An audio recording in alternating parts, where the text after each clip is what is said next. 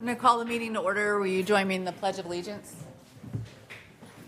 I pledge allegiance to the flag of the United States of America and to the republic for which it stands, one nation, under God, indivisible, with liberty and justice for all. Good evening and welcome to the December 16, 2024 meeting of the Westport Select Board. Under Mass General Law, Chapter 30A, Section 20F, this meeting is being recorded. Just a few comments to start off the meeting. I just want to note our next meeting is going to be on January 6th. So we're not going to be 2 weeks from now. It'll be 3 weeks from now on January 6th for our next meeting. I just want to say thank you to a couple of the holiday events that happened through town. The Westport Land Conservation Trust and the Westport Recreation Center had a tree lighting at the Westport Woods, not last weekend, but the weekend before last. It was very well attended. It was the police and the fire department were out there. There were a lot of children out there, so it was a really nice event. The weather held out, but that was good. And then, so we want to thank the Land Conservation Trust and the Recreation Center department. And then yesterday, Santa Claus came to town on a fire truck. And so we want to thank the emergency management service, the public safety office, the fire and police department, those who are involved in helping Santa Claus find his way around. So thanks to all of you. I don't know of any other announcements or recognitions. Anybody know of any? No. Okay. So the first item on our agenda is a public hearing.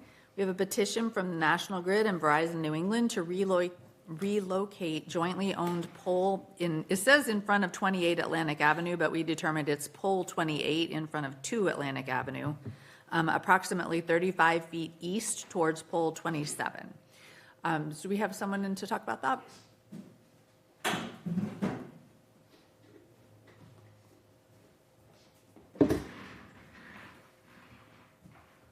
Good evening, select men and women. My name is Aaron Roy. I'm representing National Grid, 1250 Brayton Point Road in Somerset. We are requesting to relocate pole 28, approximately 35 feet from one side of the driveway at 2 Atlantic to the opposite side with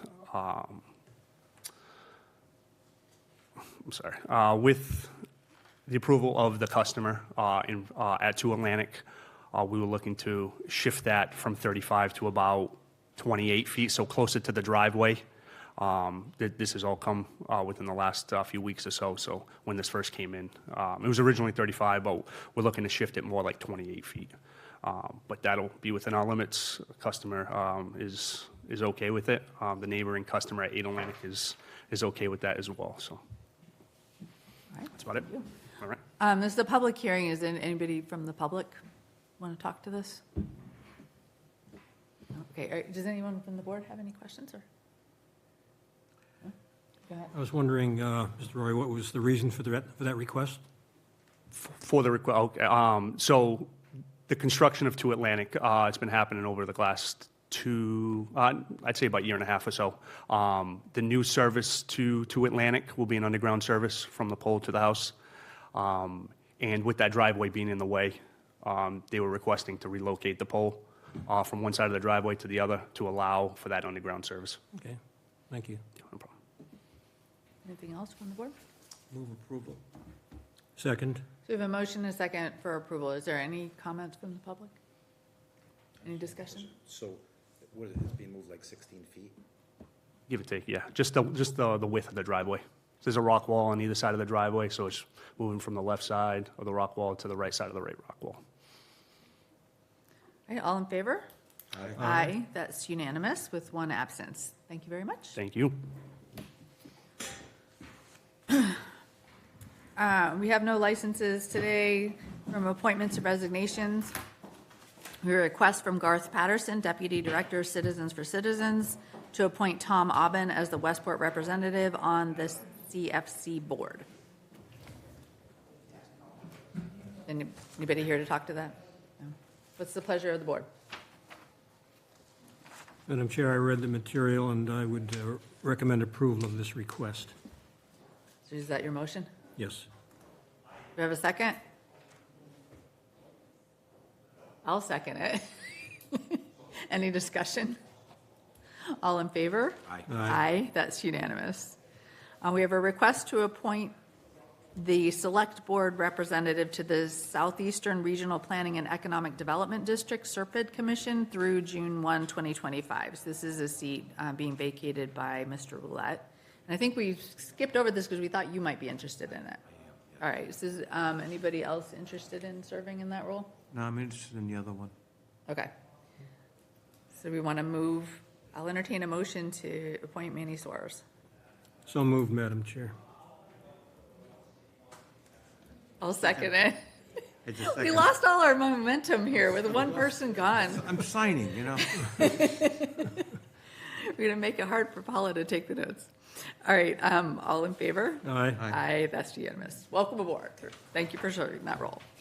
We have a request to appoint a select board representative to the Southeastern Massachusetts Metropolitan Planning Organization, SMMPO, from January 1, 2025 through July 31, 2025. And Craig, you are interested in serving in that. I move to appoint Craig Dutra to that role. Second. Any discussion? All in favor? Aye. Aye, that's unanimous with one absence. Action 4A, recommendation from the Long-Term Building Committee to enter into a contract with RGB Architects for the municipal building feasibility study. You going to talk to that one? Good evening, everyone. Okay, so the... Welcome, Mr. Thrasher. You're the chair of the Long-Term Building Committee. I am indeed. Thank you so much. So, real briefly, we had a meeting which consisted of interviews for two firms that provided a proposal for a Westport facilities feasibility study, and an additional meeting after, and the Long-Term Building Committee is recommending that RGB Architects be awarded a contract with, there was also some consideration of having Mr. Hartnett work on the timeline for delivery with that vendor, just to make sure that there is a realistic timeline involved in their proposal.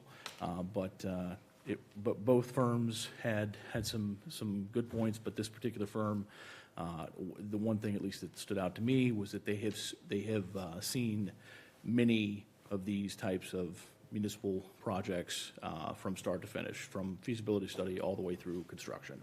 So would ask the select board to move forward with awarding that contract as you see fit. So, Jim, I don't see the contract in the files. I don't know if that's, I just received the contract today. I'd like to review it. I think we can, if we can have the board authorize us to negotiate the contract, we can get that done for the next meeting. okay. All right, does anybody have any questions? I move we move forward with negotiating the contract, subject to the issues raised with respect to timing and Mr. Hartnett's oversight of the terms and conditions. Second. Is there any discussion? Madam Chair? Mm-hmm. A question to Mr. Thrasher. I watched this on the video. I didn't make the meeting. And was this the first group, or there were two parties? This was the first Yeah. to All right. to present, yes. Yeah, I thought they were both good, but this one was, I was impressed. I think they had a more realistic, I mean, actually their time frame was less realistic than the second group, but we felt that we liked their proposal, that we wanted them to have a more realistic time frame, because I think they underestimated the amount of time it would take to get certain steps of the process accomplished. Okay. Anything else? All right, so we have a motion and a second. All in favor? Aye. Aye, that's unanimous with one absence. Is there anything else from Long-Term Building Committee? I believe that's it. Thank you so much. Thank you. You. We have a request from Carol Freitas to accept the following donations. These are donations to the Veterans Service. $60 anonymous donor in memory of George Santos, 5 $20 gift cards from an anonymous donor, $25 from Mr. and Mrs. Edward Theberge in memory of Paul Kirsten Sr., $50 from Angelo and Jocelyn Latini, 4 $25 gift cards from Michael and Claire Sullivan, $120 from Anonymous for discretionary use. Madam Chair, I move these requests. Second. Any discussion? All in favor? Aye. Aye, that's unanimous with one absence. We have a request from the Westport Highway Department to approve the final reimbursement request from the 2023 Chapter 90 paving improvements project of $25,769.71. Want to tell us what this is, Jim? Yeah, so we get funding from the state, Chapter 90 funding for roads and highway projects here in town. That work has been done. Once it's a reimbursement type program, so once that work is done, we seek reimbursement. The majority of this work, I believe, in this 26,000 roughly, that we'll be getting reimbursement for was for retainage that has been released after the 1-year warranty. So I'd recommend approval. All right, is there any discussion? So this is all paving work, It's all paving. and it's, And also the consultant, was it Tedesco or Walsh? offhand, I'm not sure. It would have been, it wouldn't have been this last contract, it would have been the one before. And it was George Mello was, Georgia approved this? George, yeah, this is all came in through George Mello. Let me see, here we got.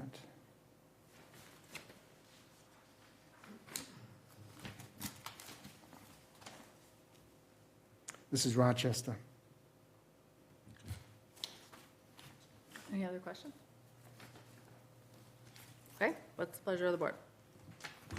Madam Chair, I'd like to make a motion to approve this request from the Westport Highway Department. Second.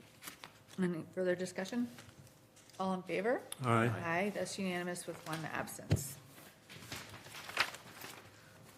4D, we have a request from Matt Armendo, the Public Health Director, to approve the job description, compensation, and posting of transfer station foreman position, in-house and open posting. Jim, you want to talk to us about this? So this was discussed at the previous select board meeting.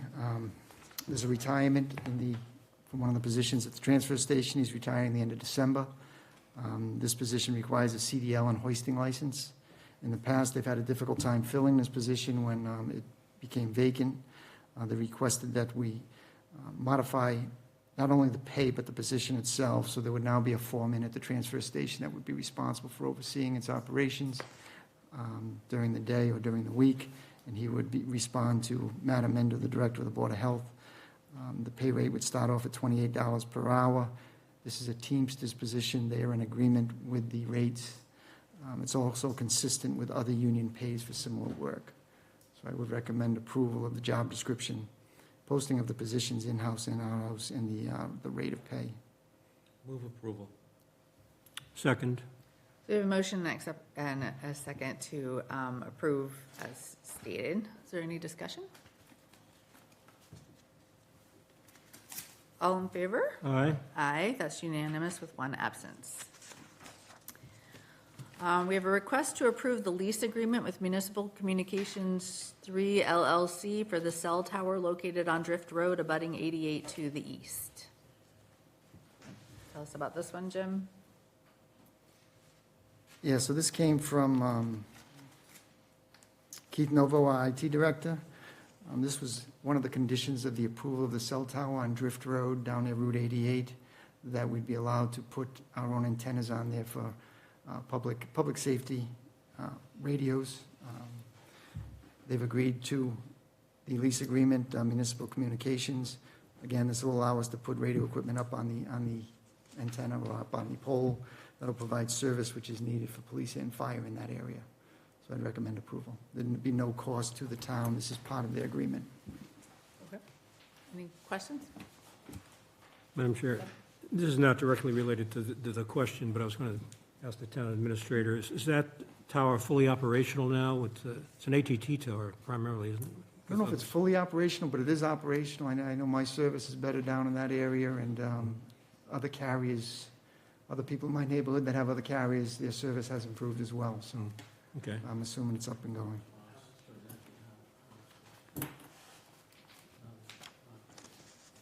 Did we move that already?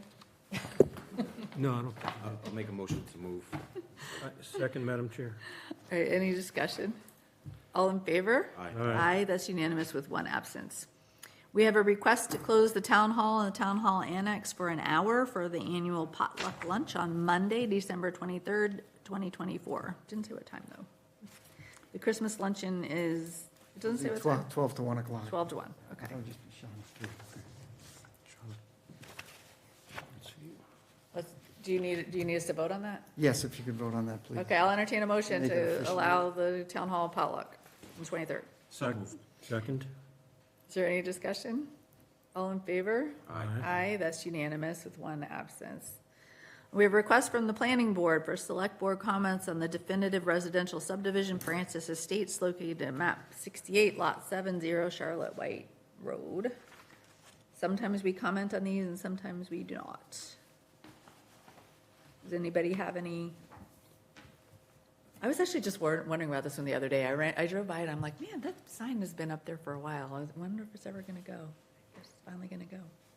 Does anybody have any comments for that? Yeah. Jim Whiten's here. Jim, could you answer a couple questions on this, or? It hasn't been before us yet. But this is the change in for turning it in to get rid of that community septic? It is to change it from a open space residential development, which was approved several years ago, and to remove that approval or remove that subdivision and put a new subdivision in, or standard subdivision. And who's the developer on that? Who's the developer on that? So he's got a lot of work with Board of Health up there. He's gonna do that.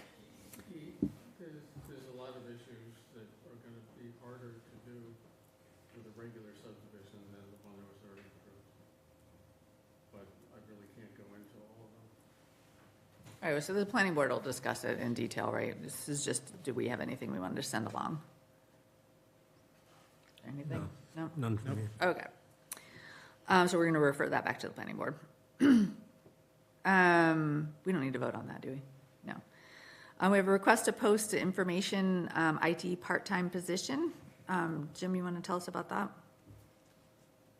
What So about we the, just- Yeah, we, Oh, sorry, more planning board, I'm, sorry. That's- I crossed off planning board too early. H, request from the planning board to initiate amendments to the town zoning bylaws for consideration at the 2025 annual town meeting relating to accessory apartments and short-term rentals. That would be why you gentlemen are here. I apologize for skipping over you.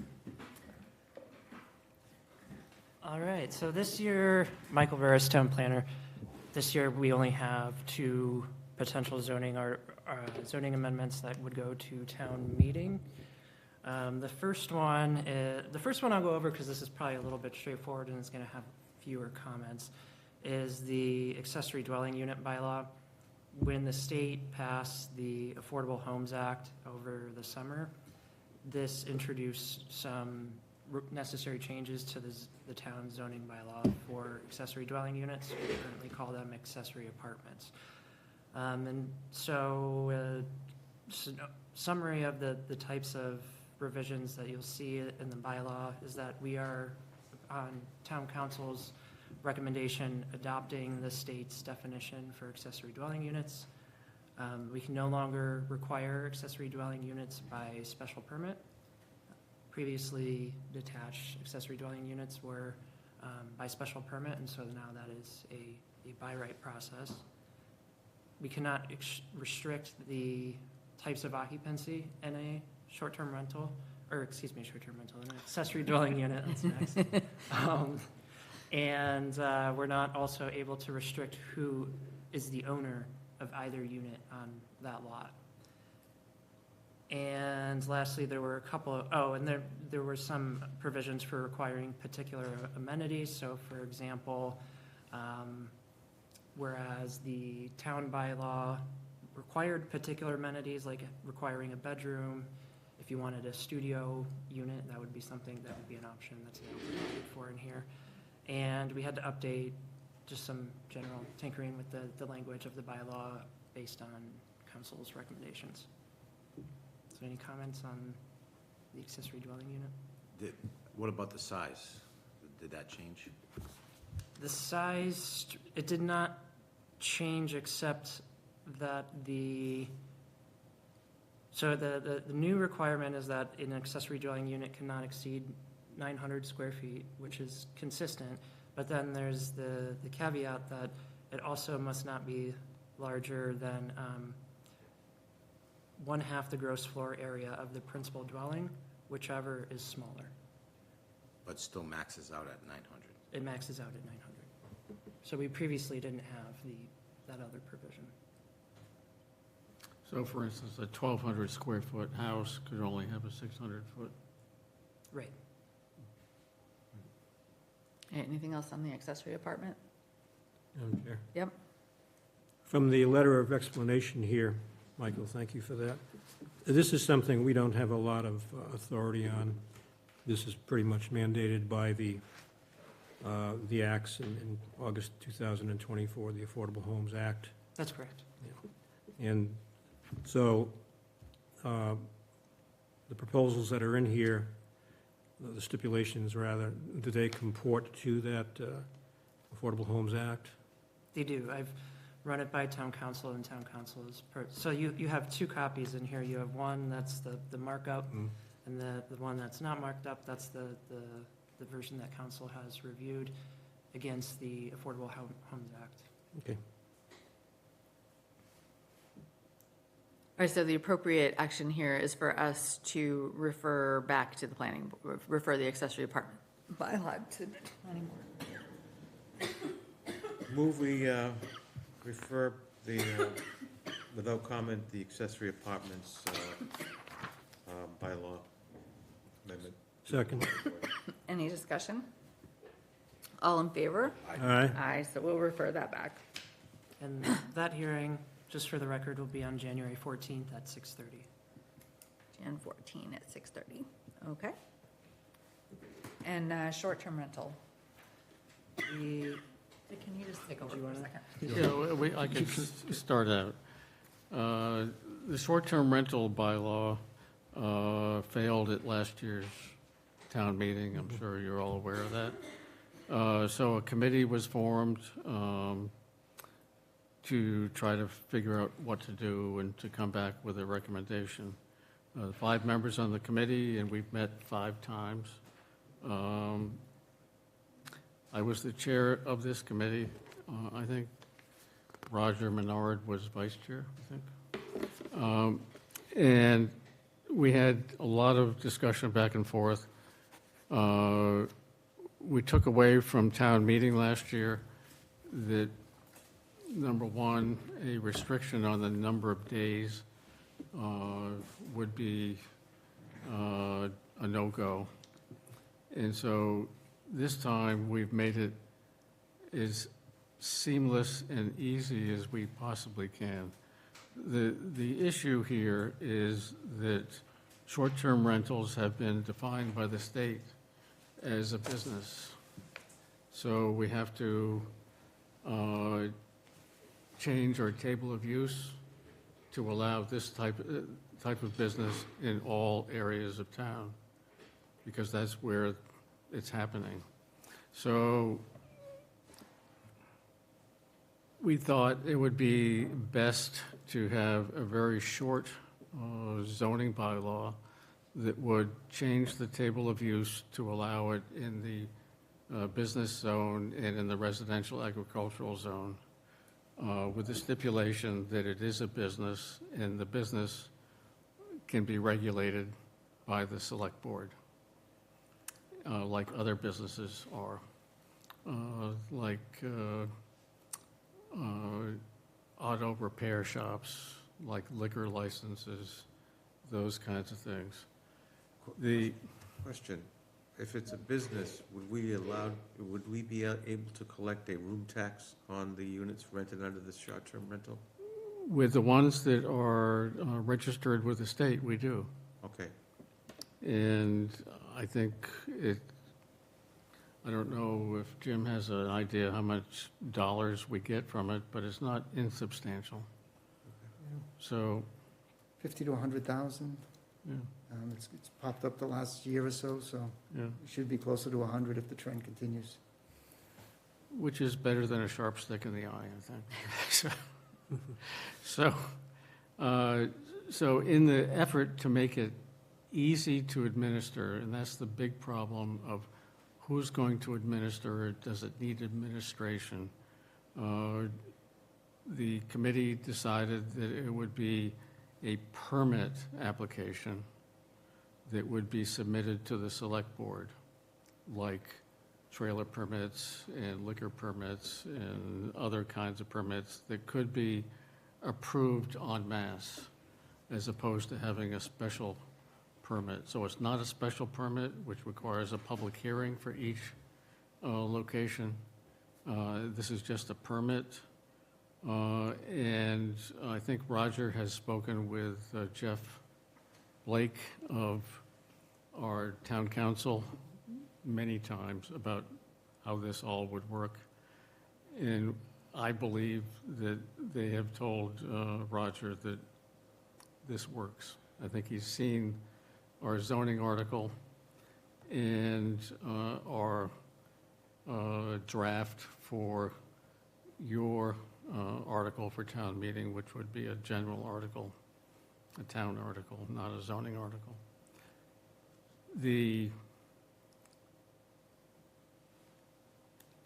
I believe, excuse me, I believe that the select board has the ability to grant permits en masse, and we are attempting to come up with a draft application form for the select board for your perusal. The issue is that somebody has got to receive these applications and keep them on file and bring up the list 1, 2, 3 times a year, I don't know how many times, of list of the ones with the addresses and the names that are seeking your approval for a permit. And I think it can work. I know that Jim has some big reservations about how this would work. But it's completely up to you folks whether or not you put our zoning article on the warrant and whether you put the town article on the warrant after we have our public hearing. Now, the town article doesn't get a public hearing unless you want to do one here yourself, but zoning articles must by law have a public hearing, and it will, just like the accessory dwelling unit. And after the hearing, we have the ability to amend it if we need to, or to withhold it. So, All right, thank you. So Jim, do you have comments about? Yeah, so there's two parts to this, right? The short-term rentals, the zoning bylaw. The bylaw, just the process itself starts with the selectmen. Selectmen refer back to, or the select board refers it back to the planning board. So that's step one. I think that's, to me, is pretty straightforward. The second one, I think it just warrants more discussion. I think we need to know up front what enforcement authority the select board would have, if any, and what the expectations of the select board would be going forward. And just to make sure that we have the staff and the resources to administer it. So I think we can work through some of those details going forward, but that actually doesn't have to get referred back to the planning board because that would be a town bylaw, which is pretty much just in the control of the select board. So the action that they're looking for, the first action they're looking for is just for us to refer the zoning bylaw back to the planning board. Yes. And then if we want to talk about, should the select board be doing this kind of thing? So I don't know. What do you guys want to talk about here? So Jim, how does it work right now? They're saying that this is a matter of right from the state, and the state's collecting the fees right now? No. it's not a matter of right by the state. How's it working now? Because we get money, but we're not collecting the money, the state's collecting the money. State collects the money. So how do they know who's doing people register with them. Yep. If people are using Airbnb or whatever it is, they ask, have you done this with the state? And if you are somebody just with a cottage and you rent it out for 2 or 3 weeks to family, friends, or people that the real estate person gets, the local real estate person gets, they are required, per whatever law governs their actions, to make sure that the owner has registered with the state. Now, if you're doing it just yourself and you don't know about the law, it doesn't get registered. But with this, maybe that word would get out that this is what you need to do. So once it got registered, though, the state would be collecting the fees. Correct. So there's nothing the town has to do to collect the fees. And the state just gives us our percentage or whatever they collect. And we're looking to get a permit fee for this? Is that what the permit's gonna mean? That's up to you. I mean, it would be the select board whether you have a fee or not. I don't know if you have a fee for trailer permits, but We do, most of our permits have permit fees. But, so what's the advantage to us to permitting it? Like, we're not permitting them now. they're illegal. Well, they're illegal without a permit? Like, what makes them legal or not legal? Well, right now, they're not legal because we're not zoned for it, right? Right. Yeah. So if once the zoning takes effect, there's no and I know your zoning bylaw says subject to permitting per the bylaws, right? So it gives some leeway there, but is there a reason we'd have to permit them? I think that if you are allowing this type of business, then I think, and I don't know, I haven't spoken to town council, but I think the town has some liability for making sure that they comply with all the regulations in terms of safety, basically. So does the house or the place have 2 egresses? Does it have a safe kitchen? Does it have a accessible toilet? You know, those kinds of things, which there are laws at the state level that require businesses that do this to have a safety inspection and stuff like that. Well, we do that with the businesses, right? The businesses have to have inspections from the fire These are department. businesses. Yeah. And I mean, to me, a big advantage of permitting is your ability to revoke the permit should they Correct. become problematic. Right. Yeah. Madam Chair. So this ultimately is a town meeting article. Yep. And recalling the last discussion on this, it was kind of interesting what took place, as we all recall, because by rejecting what was being proposed, short-term renters were owners of short-term rental properties, I should specify, and not the tenants, were doing something illegal.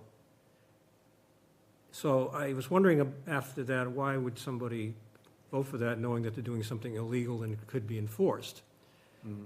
So people, I guess, assuming people were acting rationally, they figured it wasn't going to be enforced, so we didn't have the resources to enforce it, and it had never been enforced before.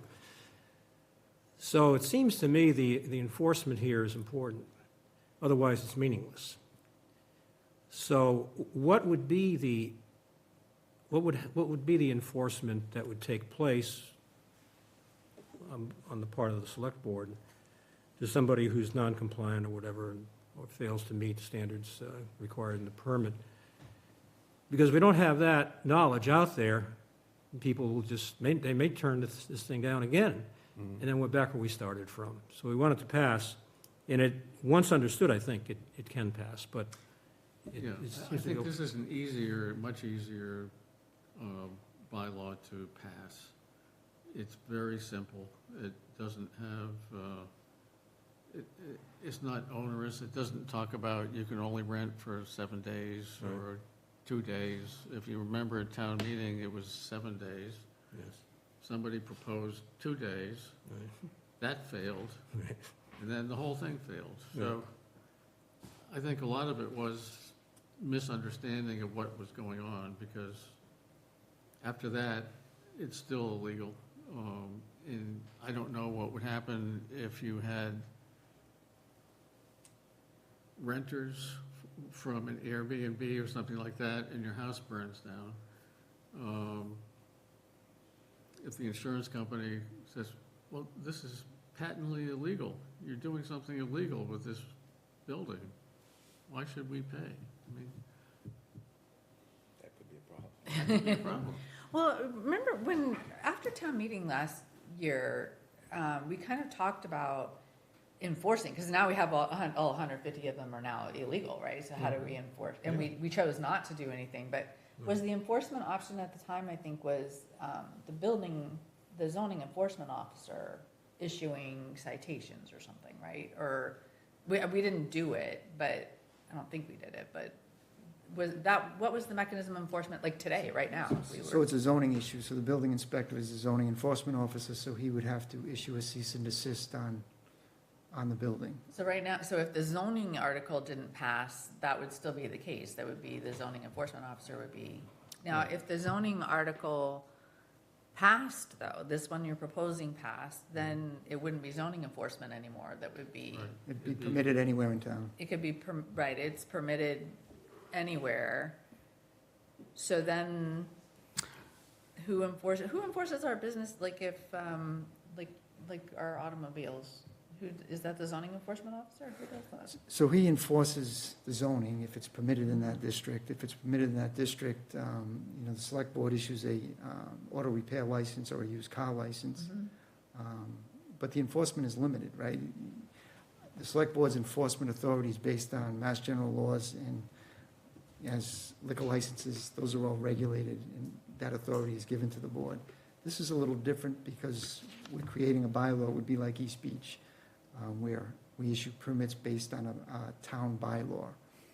And, yeah, I just think it needs to be looked at, because I'm not sure how much enforcement authority the board would have. If it's permitted by zoning and they meet Board of Health requirements and conservation requirements, what would trigger the select board from denying a permit, rescinding a permit, or even approving a permit? What conditions or authority would the select board be looking at? If we had a room full of people that were upset because Airbnb had a party last weekend, does that mean the select board could rescind that approval? And those are the things I think we need to look at. I don't want to it's difficult, you don't want to give expectations to the public that we have more authority than we actually do. So I think that needs to be determined. Well, I'd recommend that we look into that a little bit more. Yeah, I think you should. The other positive about doing that is if there is a short-term rental that is becoming a real nuisance to the things, they have a place to come and talk with you and have the other people come in and say, it's a one-time thing, it's not going to happen again, or whatever. But it gives some ability. The other ways that we're going to do it would be through the zoning. And, in the zoning, in the town zone, there's a sound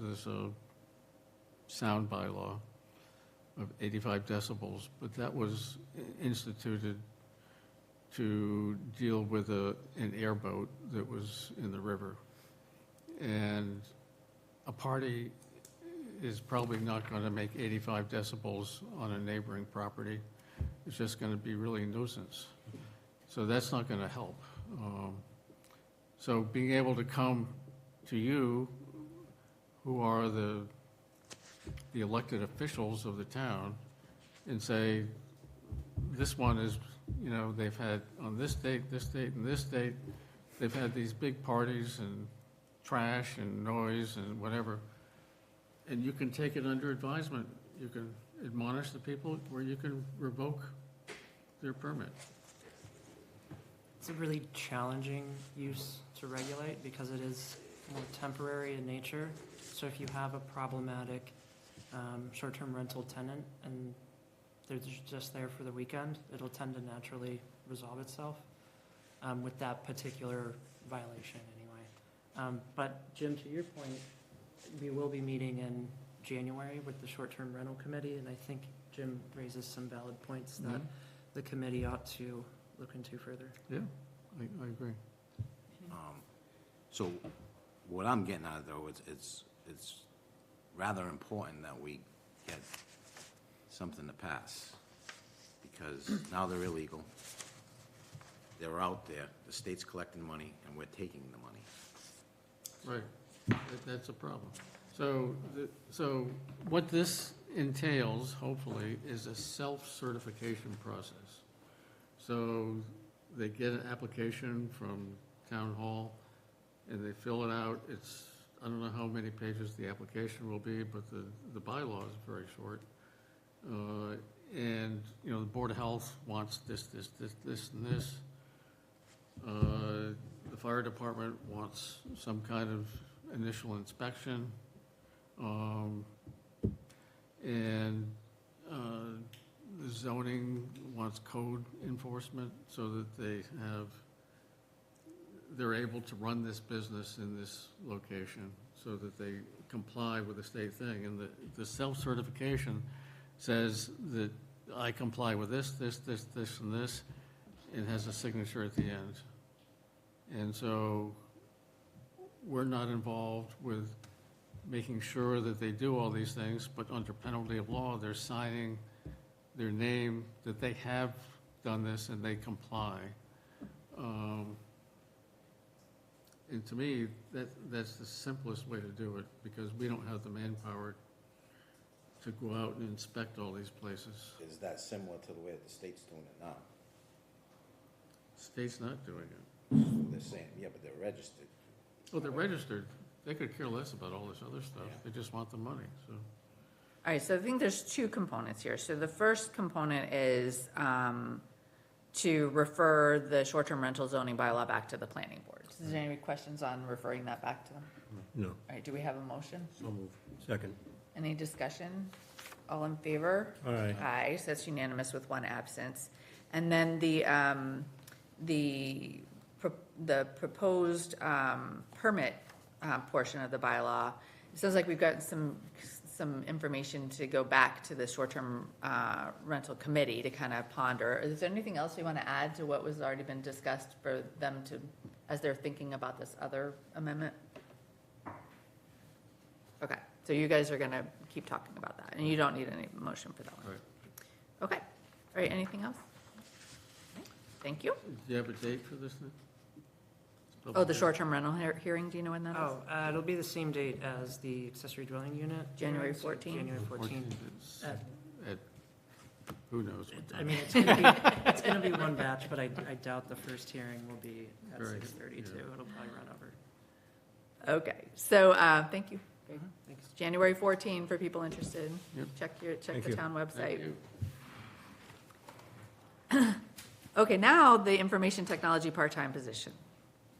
You want to tell us what this is about? Sure, so this position was in the budget for FY '25, for a part-time position, IT position. We've been kind of holding off to see how the budget process was going to go, or how the budget for '26 was going to go. It looks like, you know, we have a good possibility of keeping it in the budget next year. It's something we need. We're doing some permitting software for all the departments, planning, building, Board of Health, Conservation. We're also doing a new website and permitting software with the cemetery department, and we could really use some assistance in the IT section, somebody that's going to be here during the day, part-time, that can help us out if there's issues. Keith has been coming in most Fridays, and he's been available then, and we've been using TechMD for smaller problems, but it'd be great to have somebody in-house to kind of show people or help people when needed. So I'd ask if the select board would approve posting the position. So moved. Do we have a job description? We do, I believe it was approved last year. Yeah. I don't have that. All right. Done before. All right. Second to that motion, by the way. Madam Chair. Sorry. All right, any discussion on that? Mhm. This position, Jim, I mean, it's not the same thing where we added that money to Keith's position?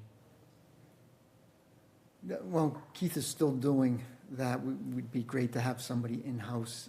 Keith is coming in here Fridays, most Fridays he's here, and weekends, nights, but during the week he's not available. But there were two things in the budget. We increased his salary and also had the part-time position. Okay.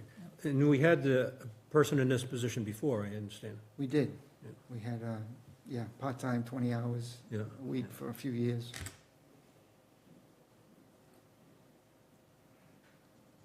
All right, so what's the pleasure? We didn't move that one yet, did we?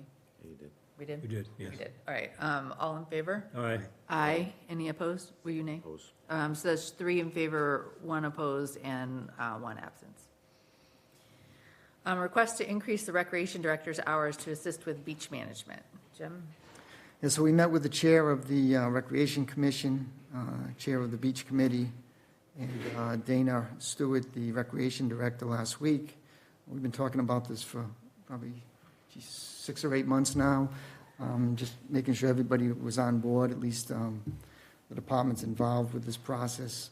It would increase the Recreation Director's hours, 2 hours, weekly hours by 2, so she'd go from 30 to 32 hours per week, and then she would take on the administrative tasks of the Beach Committee. Writing policies for the beach, assisting with hiring lifeguards, making sure they have the equipment they need. Even the fence, we're installing a fence, making sure those contracts are in place. I think it's something that's probably a little bit overdue. The Beach Committee is all volunteers. They do a great job, but it's a lot of work, and there's work that needs to be done during the day that we've been kind of doing as needed, and we just be great to have somebody in town available to take emails and address complaints and work on, it's our biggest recreational facility here in town. It's visited by the most people in town. It's really something that should be part of the Recreation Department as well. And then how's this funded? Last year, this year, Maytown meeting, the Beach Committee, through the Enterprise Fund, transferred $5,000 to fund the additional hours. Okay. All right, any questions?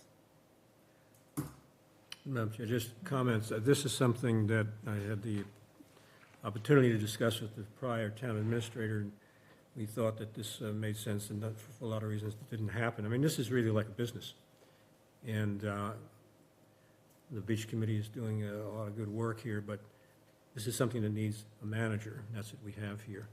And there's no change in salary, it's just what the hours that are going to be worked. So I think this is a good solution to what I consider to be a long-term problem, and this is welcomed. Great. Are you moving it? I'll make a motion to approve, I guess it's the increase in hours for this position for the purpose of beach management. Second. Any discussion? All in favor? Aye. Aye, that's unanimous with 1 absence. We have a request to approve a change order for Pear Corporation, or PAR, for $41,083 for the Route 177 roundabout design. Jim? And so at the last meeting of the Select Board approved the authorization of ARPA funds to do this. This is, change order just came in today. This should bring us up to about, I'd say 95% of the funds that'll be needed. I do believe we'll need another maybe $10,000 as we get closer to June. And what happens with these projects is it takes 3 to 5 years to get these approved through Mass DOT. Mass DOT, because this was an earmark, had to approve the original hours and estimates with PAR, so they limited based on tasks. Now, over the 3 years that this project, the 4 years the project has been going on, Mass DOT has changed their policies, and they've added additional steps. So in order to meet those additional steps that are needed to get this project funded, we have to increase the hours that are contracted with Power Engineering. So that's where we are. This happens on, I've seen this happen for years on all these TIP projects, transportation improvement projects. It just takes so long to get them through the process that the process changes and the hours have to change accordingly. PAR has conceded a number of hours in one of their earlier phases because we had a dispute, and they agreed to that, but this is actually additional work that they had not contracted for.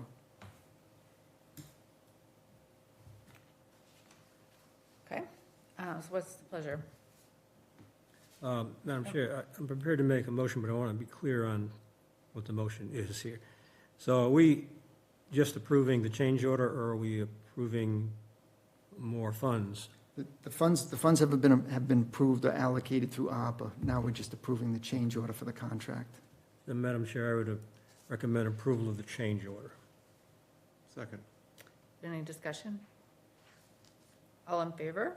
Aye. That's unanimous with one absence. Next, we're on 5A, the Town Administrator Preliminary FY26 Budget Discussion. All right. So we met with departments. Departments have all submitted their budgets. We reviewed the budgets with the individual departments. This kind of gives you a brief overview of where we are in the budget process. It's still very early. We don't get the governor's preliminary budget till the end of January, and it's difficult to predict now where those numbers are going to be. So this is just preliminary estimates based on the information that we have available to date. I'd like to note some of the positive improvements over the last few years. Our local receipts for FY24, at one point we were budgeting over 90-95%. We're down to about 76%, which is kind of recommended by DOR. These numbers do go up high. I've seen them as high, 80-85% as well. So we had a little bit of flexibility in that number, and we used some of that last year when we budgeted. So the FY24 number of 76% was for FY24. Last year, or the year that we're working on now, we bumped that up to about 80% of revenues to bring in more operating revenue for the town. And then for FY26, we're probably getting closer to 85-86%. But that's based on FY24 numbers, so it would probably be just a little bit less than that. We'd like to keep it somewhere around 80-85% going forward, but it gives us a little bit of flexibility if we need it. Our new growth came in higher than anticipated, mainly because we had about $77,000 in Old County Solar. This is for FY24. We budget at $400,000 and it came in at $736,000. So that gives us some additional revenue going forward for this coming FY26 year. The preliminary budget has no staff reductions. There are some unfilled positions that we've targeted for cuts. The assessors overlay account, this was in the negative a few years ago, and that has a healthy surplus right now. So that's a big improvement from where we were a number of years ago. And free cash this year was certified at over 3.5, and we had to reduce it by, I think, $17,000 because of the way Diamond was funded or allocated for their capital project. So that had just been adjusted this past week. This just gives you an idea of where our revenue comes from. The majority of it comes from local taxes, 65%. We have excluded debt, so we borrow for the school, the fire station, the police station, so that takes about 8% of the overall budget. We get about 16% in state aid. We have some budget offsets, so our enterprise funds, we offset some of the costs, like the beach committee might put in $20,000 into our operating budget to cover costs related to the beach. That only comes to 1%, and our local receipts, which I just talked about, is at about 11%. And we really do not have any flexibility on any of our revenue except maybe local receipts, and even that is minimal because 40-45% of that is excise tax, and that's fixed. So maybe 5% of our local receipts is the only thing that we can really adjust going forward, and that's minimal because that comes from building permit fees, licensing fees, and so forth, and you can only increase those so much. So our revenue is, for the most part, is fixed, and we got to live within our means of what our revenues are. Just some trends: motor vehicle excise tax, which again is about 42% of our local receipts. 2 years ago, it leveled off. Last year, it actually went down for the first time in about 10 years. We had about a 5% decrease. That was going up $100,000, $200,000 a year for the previous years, so that was all considered new revenue for us. So that's something we need to look at. The meals tax, we had a boost after COVID, and that seems to be leveling off. The room tax is one area that continues to increase. That's been going up fairly steadily over the last few years, and part of it's short-term rentals. The ambulance revolving account, we had a slight decrease last year. We're hoping that goes back up this year. Part of that decrease is because we've funded more into their revolving account than we had previous years. So the actual amount they're taking in is relatively the same. Investment increase, we had a big increase in investment income just with the higher interest rates. I think we were up close to $500,000 last year, and previous to that, we were, $40,000, $50,000. So that's helped out a bit. State aid, we're looking preliminary budget estimates of about a 3% increase. The big number on the revenue side is Chapter 70 funding. That's the funding for the schools. There were a number of years we were considered a minimum aid community, and we would get anywhere from 30 to, on the high side, $90,000 a year increase for Chapter 70. The last 2 years, we've dropped out of that category or dropped into the new category, and we've had some increases in that line item. So if those increases stay, that would help out quite a bit. And new growth, like I said, was certified at about 736. We usually budget 400,000 to give us a little bit of flexibility. As far as expenses go in this budget, salaries, we were pretty much living off of 2% increases for a number of years to the union employees and the contracts and town employees, school employees. That's pretty much going up to 3% this year, and that'll be staying just over 3% or around 3% for the next couple of years. So that's additional expenses that we did not incur the last few years. When we did the budgets with the departments, we asked for level funded, and they had to justify level service. So most budgets are pretty close, at least expense accounts, to what they were last year. Health insurance, we do not have a number yet, but we're anticipating about an 8% increase. Last year, I think it was about 7%, but because the health organization had a few good years only in investments, and locally we were able to offset some of those costs with some of the investments that were made. So I don't know if we'll be able to use those same investments this year, so we're anticipating about 8%. The pension assessment is fixed. That's 7.1% increase this year. Property insurance, they've recommended that we budget in between 10 and 15% over last year. We're still waiting on the high school, the old high school, as to how they're going to insure that. Right now, they're ensuring that is occupied, and we've been pushing to continue to keep it insured as occupied, and they've been working with us to do that. And as far as the state assessments go, we budget in the preliminary budget about a 25% increase, which gets us to the 2023 numbers. It actually decreased after 23. This is mainly the charter schools and the school choice numbers. So there may be some flexibility in there depending on where those numbers go. They had been going up for years, and then the last 3 years they've gone down slightly. More kids are staying in Westport, and fewer kids going out of school districts and to the charter school. So the expenses, similar story to the revenues. Most of our numbers are pretty much fixed. We do not have a lot of flexibility. The numbers there, or the lettering in red, are essentially fixed. Pension insurance, debt service, state assessment, regional schools, we do not have any flexibility in those amounts. And then the rest of it is, for the most part, is pretty much salaries. The school department, I think, is 83% of their budgets is salary.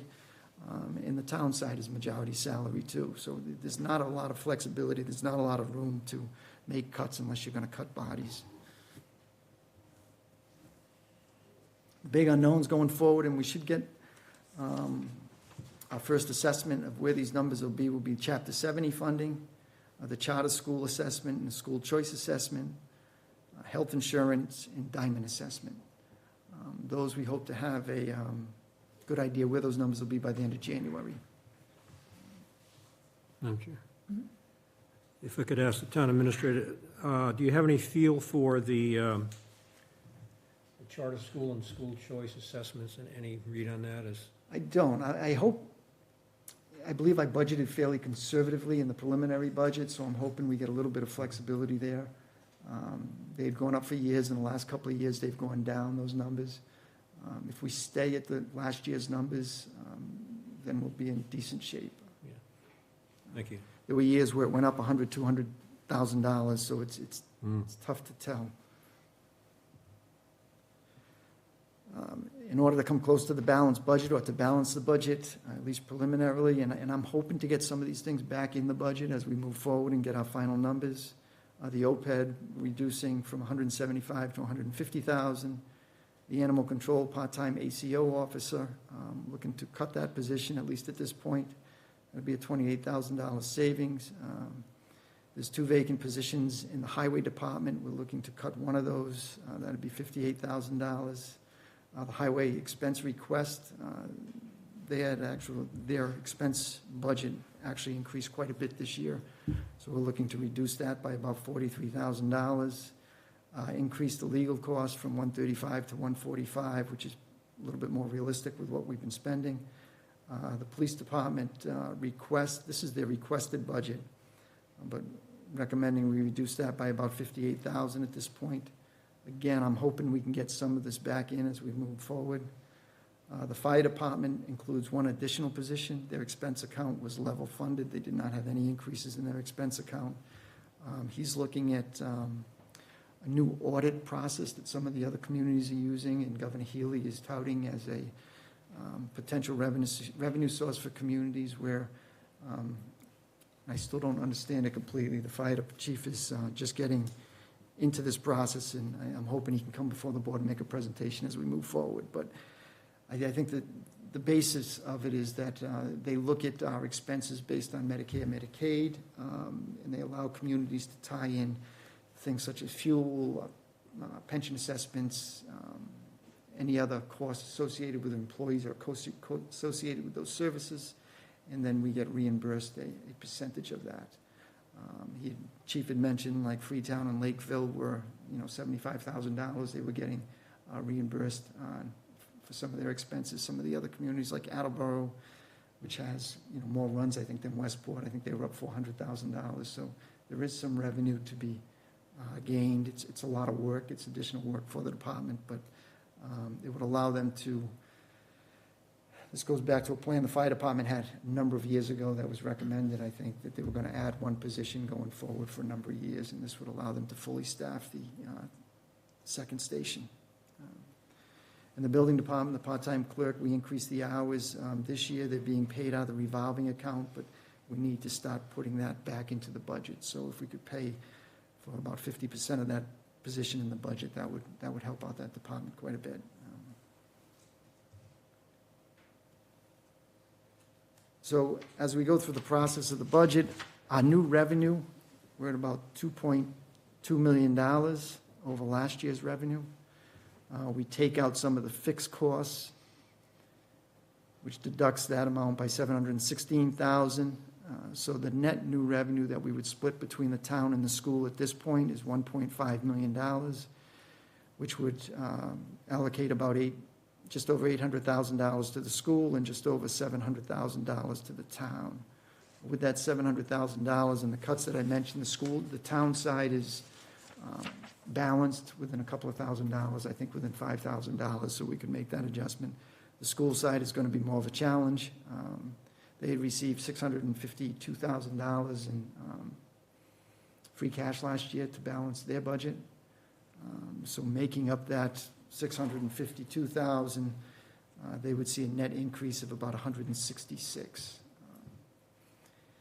Preliminary discussions with the school, just the negotiated salary increases is somewhere in the range of $700,000. Increase in transportation is another $100,000. So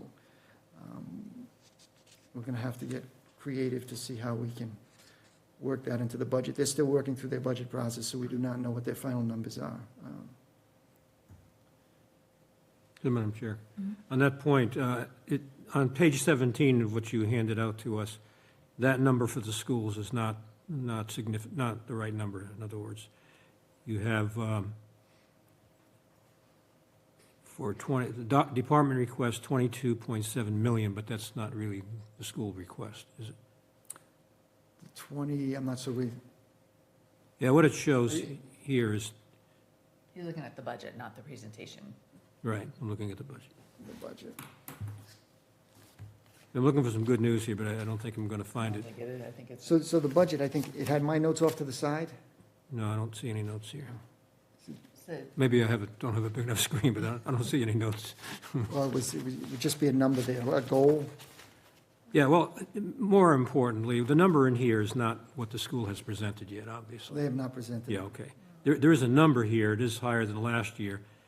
And then in the red on the far right, which is your recommendation, I guess, that's even higher, 22.8 million. So I was thinking if that would be good news if that were the case, but it's that 22.7 department request on the part of the schools, that's probably not a real number. So my goal, and I think that's the number on the far right, was to get it, to find a way to get them 700,000 over last year's budget. I haven't achieved that goal yet. Okay.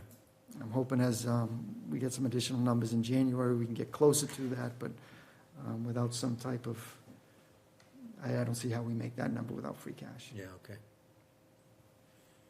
Nice try. I knew the good news I was seeking was probably not in the cards. This was just a chart like we had last year in the 5-year plan. Based on the revenue and expenses that we see yearly, we projected that we could have like a 3.5% increase in the overall budget. So a 3.5% increase in the school budget and a 3.5% increase in the town side budget, which puts new revenue somewhere in the range of about $1.4 million. And we're just over that right now. And we can see on the town side how difficult it is to meet and and it's even more difficult on the school side. But realistically, going forward, that's the number we're going to be at roughly. That'll increase slightly each year, but we're probably at about $1.4, $1.5 million a year in new revenue.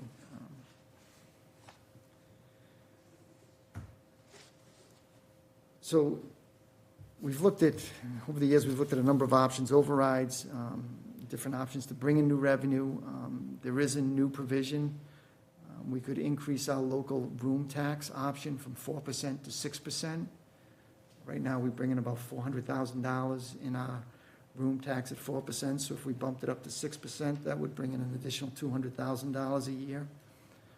There's also a community impact fee for short-term rentals, and this one is a little bit more difficult to understand, and I've requested more information on it. It seems that it would only apply to professional short-term rentals, owners that have more than 1 or 2 units that they rent in the community. So it wouldn't, I don't think it would impact the majority of short-term rentals in Westport. So there may not be much revenue, if any, to garner from there. And then the other one, which I've talked about, is the CPE audit with the fire department. And we're hoping for, roughly $75,000, and that would cover the proposed position that's being requested by the fire department. I think we need to consider putting an article on for the increasing the room tax option. I think we have to at least ask town if we want to do that. We will work on putting an article together. And then free cash. We had a good year for Westport. It was just under $3.5 million for free cash this year. This chart just shows where we were going back to 2004. So this is the highest year we've had going back 20-some years. So what I do want to note, though, is while it's a lot for Westport, it's not necessarily a lot for other communities comparable to Westport. On this chart, the red line is Westport's free cash. And you can see where Seekonk, Somerset, Dartmouth, Swansea are still higher than Westport's free cash. Swansea is a little bit unique because they roll over most of their free cash. They don't use it. So you'll see that they went up to $18 million a few years ago because they just continue to roll it over. And then I think they put $15 million into their library. And then next year they're looking at putting in, I think, $8 or $10 million into a new town hall annex. But you know, our free cash is good, but it's consistent with other communities. People ask where the free cash comes from. Free cash is money that was raised or not spent last year, that was over what was budgeted. So $3.5 million, we carried over $172,000 from last year's free cash into this year's free cash. We had department turn back, so if a department does not spend all the money that was appropriated or allocated for their department, that goes back and eventually gets into free cash. That was about $1.1 million. In our local receipts, we had talked about this earlier, is $1.6 million over what was budgeted. So we're at 76%. But again, this was for fiscal year '24. We've bumped those estimates up. So instead of 76% for '24, we're at 80%. And I'm sorry, for '25, we're at 80%. For '26, we're probably going to be closer to 85%. So this number I don't see this number increasing on the local receipts. In reality, it should go down a bit. State aid received just $20,000 more than what their original estimates were, and their assessments from when we had our preliminary numbers at town meeting to when the actual numbers came in was about $141,000 difference in our favor. And then there's just some miscellaneous stuff. If things aren't closed out at the end of the year, they get charged to free cash. So there's some grants, Chapter 90 funding and other things. If we've done the work but we haven't received the reimbursement or requested it, that can get charged to free cash. So that's where the additional money comes in that goes to free cash. This year we really pushed to get all that stuff off the books before the end of September, which helped boost up our free cash this year as well. And we'll continue to do that every year, but we had a little bit extra this year because we pushed to get that done. That's all I have. Again, we're going to wait till the end of January till we get the real numbers or more numbers from the state. Normally, the state numbers in the governor's budgets for Chapter 70, charter school and school choice, are consistent and stay that way throughout the budget process. Okay, thank you. Any comments or questions? Nope. Nice job. Thank you for doing that.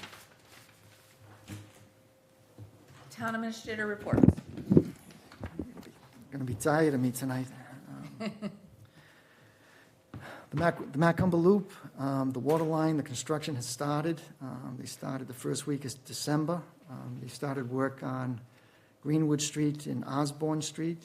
I believe tomorrow or Wednesday they'll be going over to do the tie-in at Gifford Road and Route 6 at CVS. So there will be some road closures in that area between Route 6 and probably East Briggs Road. Once they get past there on Gifford Road, they're hoping to bring it down to one lane, especially early morning and late afternoon when school's coming in and out. The police department, the engineer, and the inspector out there have been working with the school department to try to coordinate best they can, but there will be some inconvenience to the parents and to the drop-off. Again, this project is being funded by an EPA grant in Bristol County ARPA. There are no funds, town funds specifically being used, and residents are not required to tie in at this point, or will not be required to tie in. Buzzards Bay Coalition, this kind of falls in line with this. I put that information in your packet. They're proposing to submit some legislation. They're going to file that in January for the state to set up a committee to evaluate alternative funding sources to fund infrastructure projects such as water and sewer. Cape Cod has, in the islands, have a fund where I believe it's actually short-term rentals. They're charged a fee, and it goes into this fund, and they're using those funds for some of their water and sewer projects. So they're looking at different revenue streams to support projects not only in Westport but on the South Coast. Project updates, cemetery design, power engineering, they should be filing a notice of intent on the expansion work this week. They should have a public hearing in January.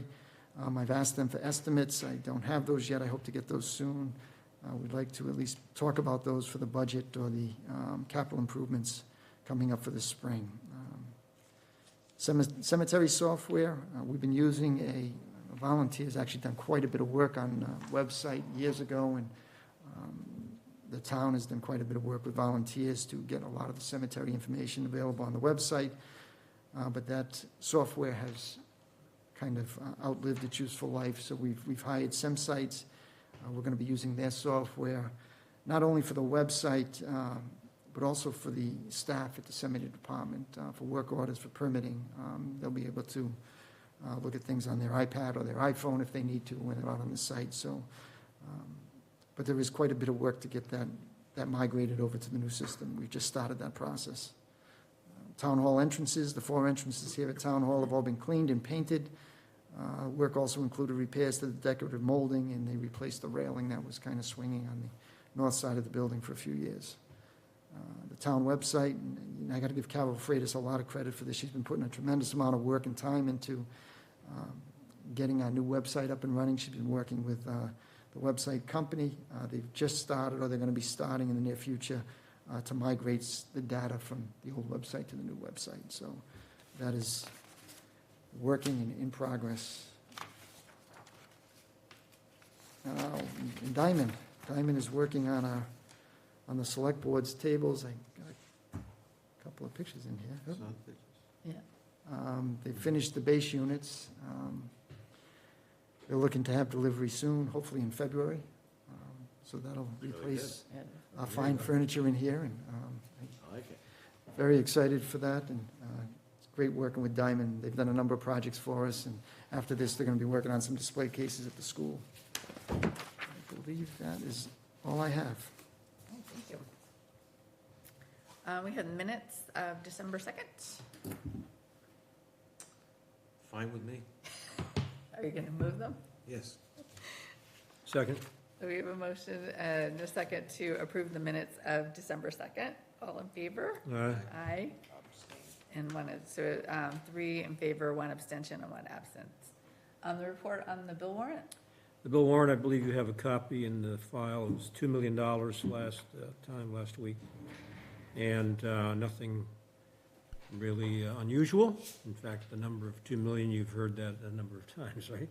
It's sort of like the average number, except for certain times of the year when the year end oftentimes brings a different number. And sometimes certain things pop up, like pension contributions and such, but none of that this time. So it was routine and was approved, all in order. All right, thank you. So liaison reports or suggestions for future agendas. You want to go first? Well, we got the coming up Infrastructure Oversight Committee, so we don't really have much to say now, but in 3 weeks, we ought to have quite a bit. Jimmy hit most of the other things that we got going on, so nothing more to say. All right, thank you. So I had a Climate Resilience Committee meeting a couple weeks ago. We got a report from the Agricultural Subcommittee, so that went really well. It's one of those committees that is really suffering from being so big that it's having a hard time meeting quorums. But we're trying to wrap up reports out of that. The committee's purpose is to to compile a report back to the select board. So we're hoping to wrap that up in the not too distant future. And then this past week, we had an offshore wind committee meeting, and we had, I want to say 3 or 4 state departments came down. We had representatives from 3 departments at the state in Boston that are tasked with various parts of energy and wind and various related things. So that was a pretty good overview of, what the state's role in all that was.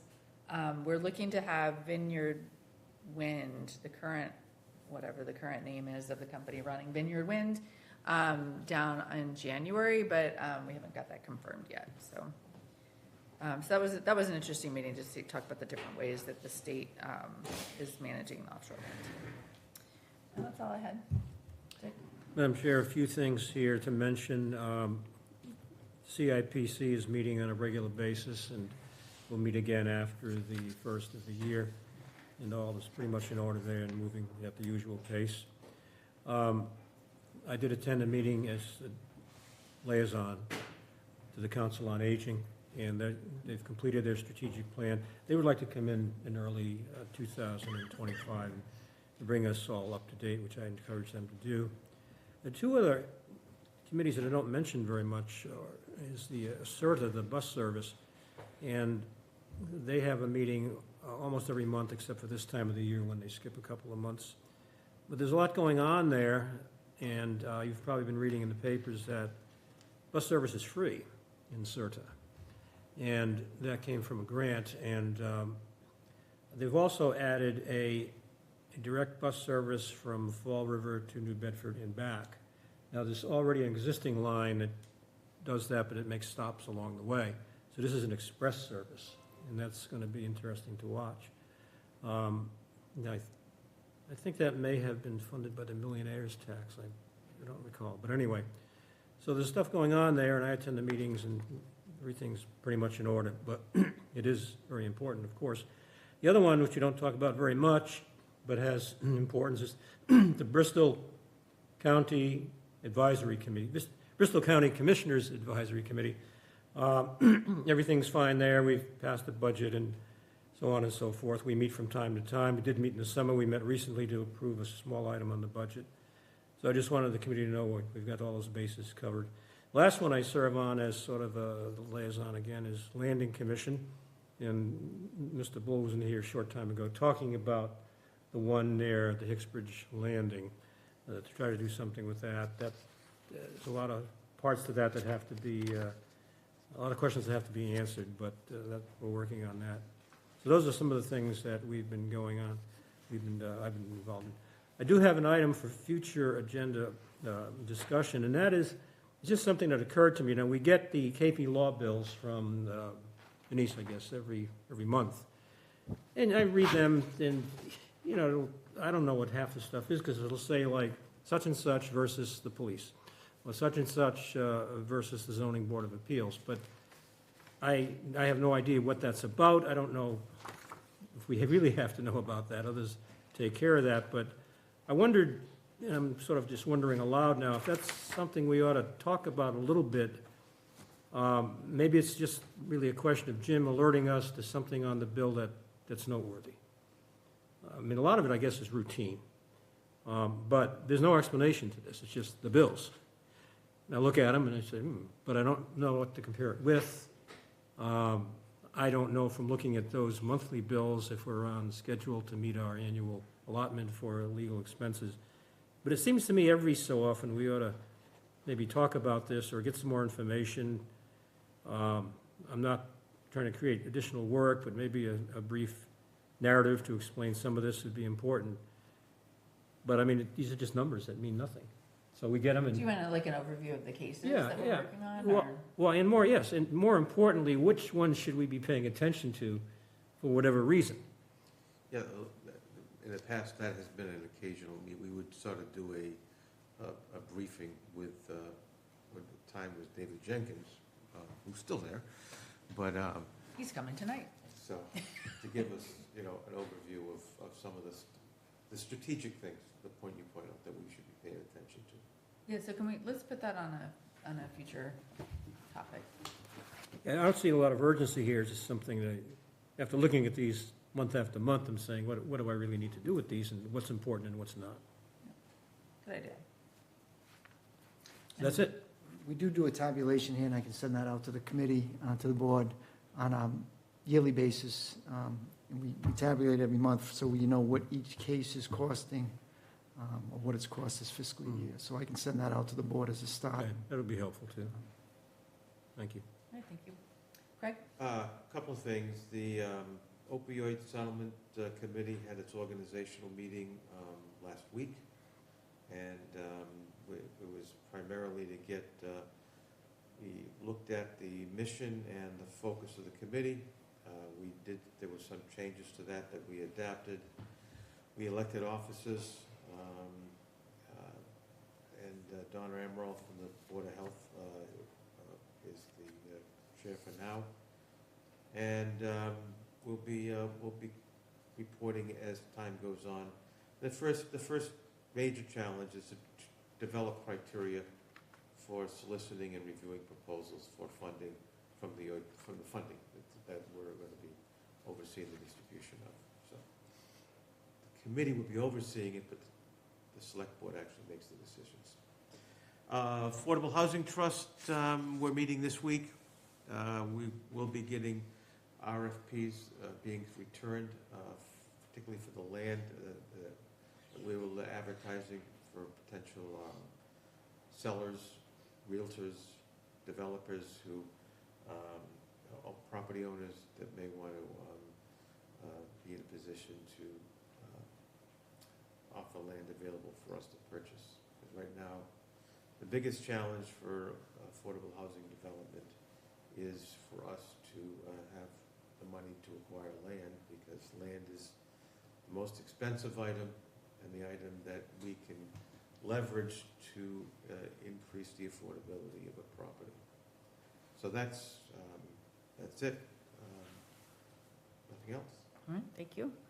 So the next is comments and statements from the public. There's no one here. Public here. Val's the public. Val is here. We do have vacancies on some boards or committees. Anybody's interested in any kind of committee, come talk to someone, even if it doesn't look like there's a vacancy, there might be a vacancy. We are going to go into an executive session.